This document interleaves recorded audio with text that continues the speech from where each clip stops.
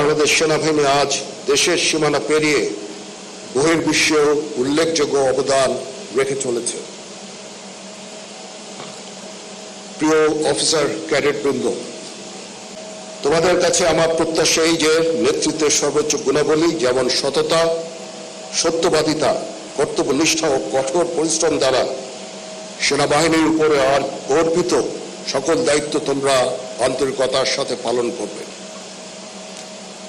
তোমাদেরকে যে কোনো ধরনের চ্যালেঞ্জের গ্রহণের জন্য সবসময় প্রস্তুত থাকতে হবে, সামরিক চেতনা মূল্যবোধকে সমুন্নত রাখতে এবং যে কোনো সিদ্ধান্ত গ্রহণের ক্ষেত্রে দেশপ্রেমকে সর্বোচ্চ গুরুত্ব দিতে হবে। তোমাদের সাহসিকতার সাথে সকল পরিস্থিতি মোকাবেলা করতে হবে।